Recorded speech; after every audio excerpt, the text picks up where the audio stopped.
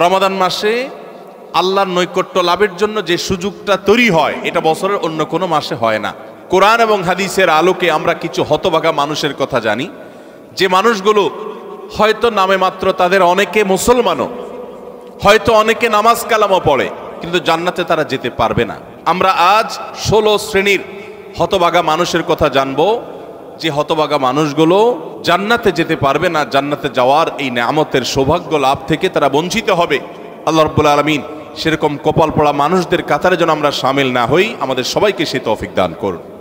সর্বপ্রথম যে হতভাগা মানুষদের কথা বলতে চাই, যারা জান্নাতে যেতে পারবে না, তারা হলো যারা আল্লাহর প্রতি ঈমান আনে নাই, যারা মুসলমান হয় নাই, যারা ঈমান আনে নাই, আল্লাহর প্রতি যারা বিশ্বাস করে নাই, তারা আল্লাহর তৈরি জান্নাতে যাবে এটা কখনো আশা করা যায়? যদি আল্লাহকে কেউ বিশ্বাসই না করে, আল্লাহর একত্ববাদকে স্বীকারই না করে, শিরকে লিপ্ত হয়, সে মুসলমানই না হয়, তাহলে সে আল্লাহর জান্নাতের প্রত্যাশা কোত্থেকে করতে পারে? দ্বিতীয় যে প্রকারের মানুষ জান্নাতে যেতে পারবে না, বা দ্বিতীয় যে বিষয়টি জান্নাতে যাওয়ার পথে বাধা, সেটি হলো আত্মীয়তার সম্পর্ক ছিন্ন করা। রক্ত সম্পর্কীয় আত্মীয়কে যদি কেউ স্থায়ীভাবে ছিন্ন করে, তাদের সাথে সম্পর্ক যদি একবারে কাট করে ফেলে, বুখারী মুসলিম এক যুগে বর্ণনা করেছেন, নবী করিম সাল্লাল্লাহু আলাইহি ওয়াসাল্লাম বলেছেন, লা ইয়াদখুলুল জান্নাতা কাতি', আত্মীয়তার সম্পর্ক ছিন্ন করে দেয় যে এই ব্যক্তি জান্নাতে প্রবেশ করবে না, সে জান্নাতে প্রবেশ করবে না। অতএব আত্মীয়তার সম্পর্ক যারা ছিন্ন করেছেন তারা তওবা করতে হবে। আপনার ভাই, আপনার বোন, শত বাধা হতে পারে, শত ঝামেলা হতে পারে, শত গন্ডগোল হতে পারে, আপনার চাচা, আপনার ফুফু, আপনার মা বাপ, আপনার সন্তান সন্ততি, আপনার মামা, আপনার খালা, এরা সবাই আপনার রক্ত সম্পর্কীয় আত্মীয়। এদের সাথে আপনি স্থায়ী সম্পর্ক ছিন্ন করবেন, এই সুযোগ কিন্তু ইসলাম আপনাকে রাখে নাই। হ্যাঁ, যদি এমন হয় যে তাদের সাথে সম্পর্ক রাখতে গেলে আপনার জীবন হুমকির মধ্যে পড়ে, আপনি বিপর্যস্ত হন, আপনাকে তারা ক্ষতি করে, তো শুধু ক্ষতি থেকে বাঁচার জন্য আপনি দূরে আসেন, সেটা ভিন্ন বিষয়। কিন্তু সম্পর্ক যদি একেবারে স্থায়ীভাবে ছিন্ন করেন, বিশেষ করে দুনিয়াবি ঠুনকো অজুহাতে, ঠুনকো কারণে, কোনো কারণে মনোমালিন্য হয়েছে, আর চিরকালের জন্য সম্পর্ক ছিন্ন করে দিলেন, তো এটা হারাম। এই লোক যদি নামাজিও হয়, এই লোক যদি ওয়াজ মাহফিলেও আসে, এই লোক যদি জিকির আজকারও করে, এই লোক যদি তাসবিহ তেলাওয়াতও করে, যেহেতু সে আত্মীয়তার সম্পর্ককে ছিন্ন করে ফেলেছে, এই লোক জান্নাতে প্রবেশ করতে পারবে না যতদিন না সে তওবা করে তার পাপ থেকে, অপরাধ থেকে সে ফিরে না আসছে। নাম্বার 3, চগলখড়ি করা।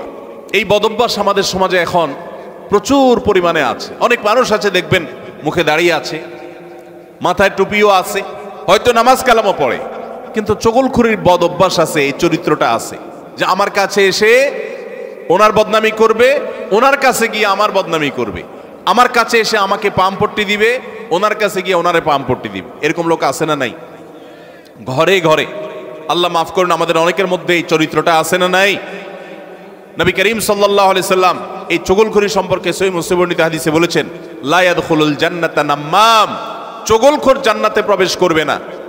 নাম্বার 4, প্রতিবেশীকে যে কষ্ট দেয়, এই লোকও জান্নাতে যেতে পারবে না। জান্নাতে যাওয়ার ক্ষেত্রে বড় বাধা হলো এই বদভ্যাস এবং খারাপ জিনিস, এই অপরাধ, প্রতিবেশীকে কষ্ট দেওয়া। নবী করিম সাল্লাল্লাহু আলাইহি সাল্লাম সহিহ মুসলিম বর্ণিত হাদিসে বলেছেন, লা ইয়াদখুলুল জান্নাতা মান লা ইয়ামানু জারুহু বাওয়াইকাহু, যে ব্যক্তির প্রতিবেশী তার হাত, মুখ এগুলোর কষ্ট দ্বারা, তার ক্ষতি এবং অনিষ্ট থেকে যে ব্যক্তি নিরাপদে থাকে না, অর্থাৎ প্রতিবেশীকে যে শান্তিতে রাখে না, প্রতিবেশীকে বিভিন্নভাবে কষ্ট দেয়, এই ব্যক্তি জান্নাতে প্রবেশ করতে পারবে না। নাম্বার 5, অহংকারী ব্যক্তি, যে অহমিকা দেখায়, দম্ভ করে, গরিমা নিয়ে চলে, মানুষকে মানুষ মনে করে না।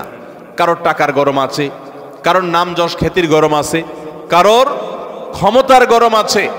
আল্লাহ তাআলা এক একজনকে এক একটা দিয়ে পরীক্ষা করেন। এগুলোর মাধ্যমে যারা অহংকারী হয়ে যায়, এগুলোর কারণে যারা অহংকারী হয়ে যায়, এই অহংকারী ব্যক্তি কখনো জান্নাতে যাবে না। সহিহ মুসলিমের হাদিসে আসছে, নবী করিম সাল্লাল্লাহু আলাইহি সাল্লাম বলেছেন, লা ইয়াদখুলুল জান্নাতা মান কানা ফি কলবিহি মিসকালু যাররাতিন মিন কিবরিন, যেই ব্যক্তির অন্তরে যাররা পরিমাণ অহংকার থাকবে, দম্ভ থাকবে, এই মুতাকাব্বির অহংকারী ব্যক্তি জান্নাতে কখনো প্রবেশ করবে না। 6 নম্বর হলো প্রতারক, 7 নম্বর হলো দান করে খোটা দেয় যে সে, আর 8 নম্বর হলো কৃপণ। আর এই তিনটি তিরমিজি বর্ণিত হাদিসে বর্ণিত হয়েছে। নবী করিম সাল্লাল্লাহু আলাইহি সাল্লাম বলেছেন, লা ইয়াদখুলুল জান্নাতা খাব্বুন ওয়ালা মান্নানুন ওয়ালা বখিল, যে ব্যক্তি কাউকে প্রতারণা করে, ধোঁকা দেয়। এখন আমাদের সমাজে মুসলমানদের মধ্যে ধোঁকা দেনওয়ালা মানুষের সংখ্যা কি কম না বেশি? দোকানদার বলেন, ব্যবসায়ী বলেন, চাকরিজীবী বলেন, যার কথাই বলেন, এমনকি নেতারা বলেন, জনগণকে ধোঁকা দেয়। ঠিক না বে ঠিক? সবাই যার যার জায়গা থেকে কে কাকে ল্যাং মারবে, কে কাকে ধোঁকা দিবে, এটাই হলো আমাদের কাজ এখন। অথচ ধোঁকাবাজ, প্রতারক, চিটার, বাটপার এই লোকগুলো কখনো জান্নাতে যেতে পারবে? নবী করিম সাল্লাল্লাহু আলাইহি ওয়াসাল্লাম এই হাদিস বলছে যে প্রতারক জান্নাতে যাবে না। দ্বিতীয়ত, মান্নান অর্থাৎ দান করে যে খোটা দেয়, এই লোকও জান্নাতে যেতে পারবে না। দান করে খোটা দেওয়ার বদভ্যাস আছে না নাই আমাদের অনেকের? দান করেছেন আল্লাহকে খুশি করার জন্য, যদি আপনি খোটা দেন তাহলে আপনার ওই দান বরবাদ হয়ে যায়, ওটা নষ্ট হয়ে যায়। আল্লাহ বলেছেন লা তুবতিলু সাদাকাতিকুম বিল মান্নি ওয়াল আযা, তোমরা দান করার পর খোটা দিয়া, কষ্ট দিয়া, যাকে দান করছো তাকে কষ্ট হয় এরকম কথা বলে ওই দানকে বরবাদ করে দিও না। আমরা অনেকে এই কাজ করি। দান করেছেন, ওই ব্যক্তির কাছ থেকে থ্যাঙ্কসের আশাও করবেন না। থ্যাঙ্কস মানে কৃতজ্ঞতা, সে আদায় করবে, শুকরিয়া দিবে, সে আপনার স্বীকৃতি দিবে, এই আশাটাও আপনি করতে যাবেন না। 8 নম্বর হলো কৃপণতা। এটা জাহান্নামের যাওয়ার অন্যতম বড় মাধ্যম, এবং জান্নাতে যাওয়ার ক্ষেত্রে বাধা হলো কৃপণতা। নবী করিম সাল্লাল্লাহু আলাইহি ওয়াসাল্লাম কৃপণ ছিলেন না, তার অনেক সম্পদ ছিল না, কিন্তু যা ছিল সেটা অকাতরে তিনি দান করতেন।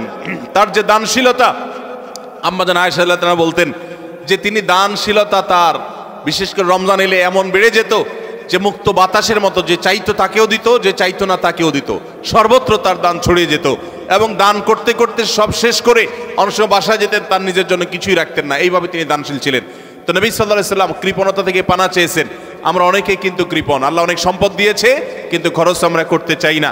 নবীজি পানা চাইছেন, আল্লাহুম্মা ইন্নী আউযু বিকা মিনাল বুখলি ওয়াল জুবন, আল্লাহ আপনার কাছে কৃপণতা থেকে পানা চাই। 9 নম্বর, ঘুষ দাতা এবং ঘুষ গ্রহীতা।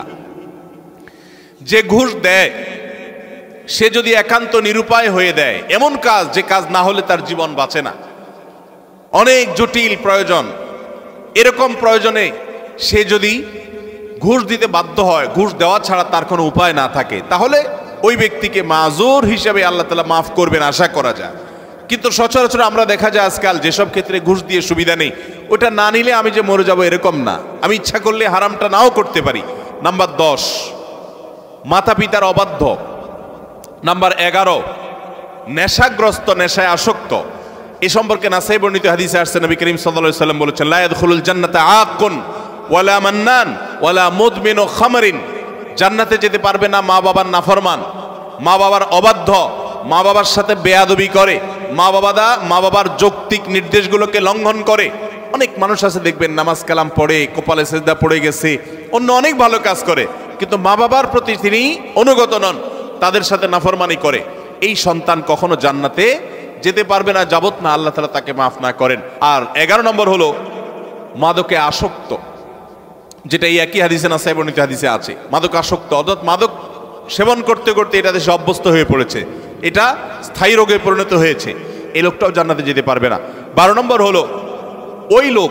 13 নম্বর হলো অহংকারী ব্যক্তি, যে শুধু অহংকার করে তা নয়, অহংকারের পাশাপাশি আরেকটা বদভ্যাস আছে, আরেকটা রোগ আছে, যে রীতিমতো কাউকে পাত্তা দেয় না এবং গোয়ার কিসিমের হয়, গোয়ার কিসিমের হয়, খুব তেড়া কিসিমের হয়, শক্ত মেজাজি হয়, কোনোভাবেই সে নরম হতে চায় না। এই অতুল এবং জাওয়াজ, আবু দাউদ শরীফের হাদিসের বর্ণনা মতে এই টাইপের মানুষও জান্নাতে যেতে পারবে না, যারা অনেক বেশি এরকম গোয়ার হয় এবং রূঢ় স্বভাবের হয়। স্বভাবটাই হলো রূঢ়, স্বভাবটাই হলো রুষ্ট, সে সবসময় মানুষের সাথে এরকম কঠোর স্বভাবের হয়, তার মনটাই হলো পাথরের মতো, এই মানুষগুলো জান্নাতে যেতে পারবে না। 14 নম্বর হলো গণক, যে ভবিষ্যতে কি হবে না হবে মানুষের সমস্ত গণনা করে বিভিন্ন খবর বলে দেয়। অনেক সময় এগুলো সত্য হয় এবং কুফরি কালাম করে শয়তানের আশ্রয় নিয়ে ব্ল্যাক ম্যাজিকের মাধ্যমে, জাদুবিদ্যার মাধ্যমে বিভিন্নভাবে এরকম অনেক কিছু বলতে পারে তারা, এবং সেগুলো খেটেও যেতে পারে, অস্বাভাবিক নয়। কিন্তু এই যে অসৎ উপায়ে কুফরি কালামের মাধ্যমে, জাদুর মাধ্যমে, শয়তানের আশ্রয় নিয়ে ভবিষ্যৎ সম্পর্কে বলে দেয়, এই রকম গণক যারা, এরাও জান্নাতে যেতে পারবে না। এমনকি তাদের কাছে যারা যায়, যারা তাদের কথা বিশ্বাস করে, আস্থা রাখে, এদের ইবাদত পর্যন্ত একটা মেয়াদ পর্যন্ত কবুল হবে না, হাদিসে বলা হয়েছে। 15 নম্বর হলো জাদুকর, যারা ব্ল্যাক ম্যাজিক করে মানুষকে। আজকাল এই ব্ল্যাক ম্যাজিক ভাই ঘরে ঘরে হয়ে গেছে, ঘরে ঘরে। দুষ্ট জিনকে দিয়ে, শয়তানের আশ্রয় নিয়ে ব্ল্যাক ম্যাজিশিয়ানরা ব্ল্যাক ম্যাজিক করে। দেখবেন যে বিভিন্ন পোস্টারে লেখা কামরূপ কামাখ্যা থেকে প্রশিক্ষণ প্রাপ্ত, আছে না নাই? ফেসবুকে দেখবেন বিভিন্ন কমেন্টে এরকম পোস্টার পোস্ট করে অনেক অনেক লোক। আবার অনেক সময় দেখবেন বিভিন্ন জায়গায় জায়গায় এগুলো আছে। ঘরে ঘরে দেখবেন এমন অনেক রোগী আছে যেই রোগীদের কোনো ট্রিটমেন্ট ডক্টররা করতে পারছেন না। দেশ বিদেশ ঘুরে, বহু হাসপাতাল ঘুরে, বহু ট্রিটমেন্ট নিয়েও কোনো চিকিৎসা করাতে পারছেন না, কোনো ট্রিটমেন্ট হচ্ছে না, সুস্থ হচ্ছে না। এগুলোর একটা অংশ, আমি সবগুলো বলছি না, একটা বড় অংশ ব্ল্যাক ম্যাজিকের রোগী আস্তে আস্তে শেষ হয়ে যাচ্ছে। বিভিন্ন বর্ণনা আছে সম্পর্কে। ব্ল্যাক ম্যাজিক এটা ওটের উপর যদি পড়ে তো ওটকে পাতিল পর্যন্ত নিয়ে যায়, অর্থাৎ শেষ হয়ে যায়, জবাই করে খাওয়া ছাড়া উপায় থাকে না, আর মানুষকে কবর পর্যন্ত নিয়ে ছাড়ে। অন্য আরেক হাদিসে আছে যে এই যে মানুষের হিংসাত্মক দৃষ্টি, কুদৃষ্টি, বদনজর, এটা ভাগ্যকে পর্যন্ত আল্লাহর ফয়সালাতেই পরিবর্তন পর্যন্ত করে দেয়। এরকম ভয়াবহ একটা বিষয়। তো এই ব্ল্যাক ম্যাজিশিয়ান যারা, এরা জান্নাতে যেতে পারবে না। জাহান্নাম তো এমন জায়গা যেখানে এক মুহূর্তের জন্য গিয়ে সহ্য করার কথা নয়।